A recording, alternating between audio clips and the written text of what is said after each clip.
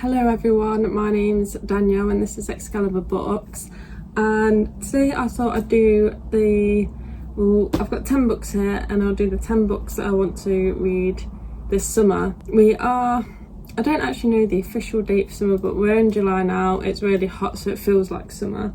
Like I've said many times before, I'm not a seasonal reader, so these books aren't summer related in any way. These are just the books that I want to get read in the next 3 months or so. We've got quite an even split of horror and fantasy, and then there's one non-fiction book that I do want to get to, and I'll do that one first before I forget.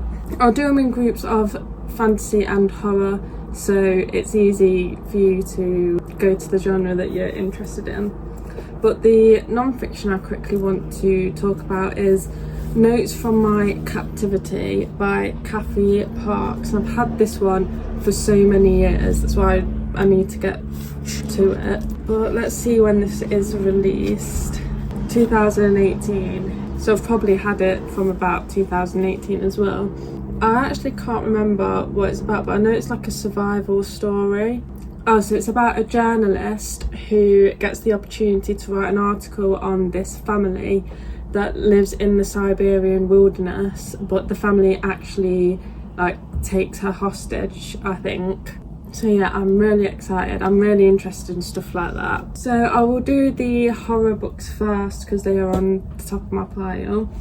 And the first one I've got is Pen Pal by Dathan Urbach, I think that's how it's pronounced. What I've heard about this one is it's a collection of short stories that are all connected in some way, I think. I'm pretty sure this was written online and then it was made into a book type of thing. And I think it's short stories from someone's past, collecting their memories or something. It says each chapter completes a different piece of the puzzle for both you and the narrator, and by the end of it all you'll wish you could forget what he never knew. So that sounds really interesting. I've not heard the best reviews on it, but when I don't hear the best reviews on something, that actually makes me more interested in reading it. Next one is something on my horror book bingo board that Sarah from Wicked Reads made, and I need to get that done before October, so I've put In the Miso Soup on this TBR because that's on the horror bingo board. All I really know about this is it's set in Japan and it's a translated horror. I don't think it's an extreme horror, but I've heard that it's quite gruesome, I think, so I'm quite nervous to get to it, but still excited, and it's only a short one. Now the next one might have been on my spring TBR video that I made, but I'm not too sure. Regardless, I still want to get to it soon, and that is Salem's Lot by Stephen King, because this is one of the very popular ones by Stephen King that I've not got to yet. I've been reading a few of his less well-known ones, so yeah, I want to get back into the really popular ones, and I'm pretty sure a film's just come out of this, so I'd like to watch that as well. I think this is the one with werewolves. I have another cover just here, and there's got a werewolf on it, so I'm pretty sure it's werewolves. I like collecting old Stephen King copies. I got this one because it's an American paperback. So it's about a small town under the siege from the forces of darkness. It doesn't actually say a lot about it on the back, and I don't want to know about it going in. It's got short chapters though. Next is another one that is on the horror bingo board, and that is Between Two Fires. I keep meaning to get to this. I feel like this is going to be 5 stars for me, but it's just quite intimidating because it's quite thick, and I feel like it's going to be really dense. So this is a medieval horror, and I think it's quite religious because it mentions a priest. I think we're following a knight, a priest and a young girl orphaned by the Black Plague, and the trio make a journey across the medieval French countryside decimated by war and plague. So I don't really know the plot, I've just been going off the vibes of this one, and I really want to read and get into a couple of medieval horror because the main reason I like fantasy is the medieval setting. So I think if I can merge my two favourite genres, then I could find like a favourite book. Okay, so now we're on to the fantasy books that I want to get to. The first one is A Wizard's Guide to Defensive Bacon by T. Kingfisher. I've been really enjoying cozy fantasy recently, so when I saw this one by T. Kingfisher, I had to buy it. I think this one's actually a middle grade, but I think as a cozy fantasy that might be okay. I'm not sure. I'm willing to give it a go. I think it's about a young girl that has a bakery and she finds a dead body on her bakery floor. An assassin is stalking the streets of this town, preying on the magic folk.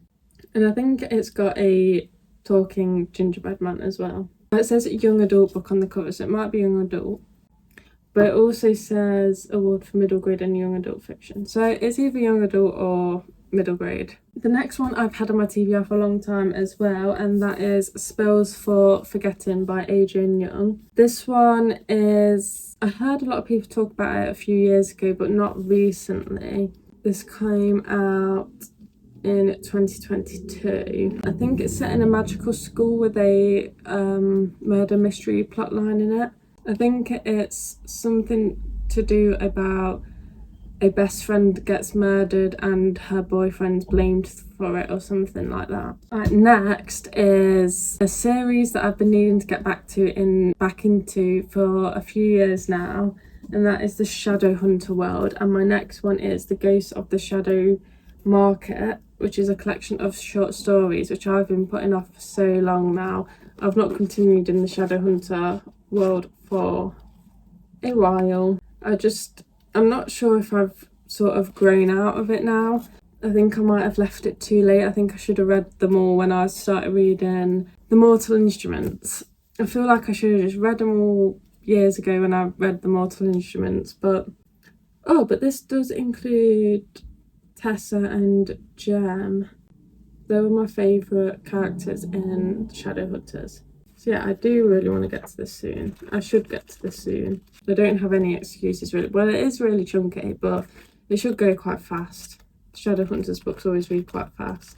And this one's got like pictures all the way through it on each story. This summer I really want to get started on the Buffyverse novels, so my first one's going to be Tales of the Slayer Volume 1. So I really want to get into this. This is like short stories. If you can't tell, I really like Buffy the Vampire Slayer. And this one is short stories of like the Slayers through history. For example, in this one we're getting like ancient Greece, aristocratic Slayers holding court in Revolution era France, 1920s Munich. Yes, I'm really excited to delve more into like the Buffy world lore and into the history of the Slayer. Next one is The Full Moon Coffee Shop by Mei Mochizuki. This is a translated book. Let's see, I'm not sure where it's originally from. It's Japanese. This one's a bit different for me, but I want to dip my toe into books like this to see if I like them. So it's like a coffee shop with no fixed location or opening hours, and it appears like where it's needed. Oh, and it's entirely run by talking cats. That's interesting. So I feel like it's given vibes of like books like When the Coffee Gets Cold. Is that what it's called? I've not read it, but I think that's what it's called. Like sort of them vibes, like slightly magical coffee shop. So I'm really interested to see if I'm gonna like something like this. But anyway, that's all the books that I am talking about today and all the books that I want to get to within the next 3 months or so. I probably won't get to many because I think I only got to one of the books in my spring TBR, so we'll see. Please let me know what you're reading in summer and let me know if you've read any of these books. Thank you for watching. Bye.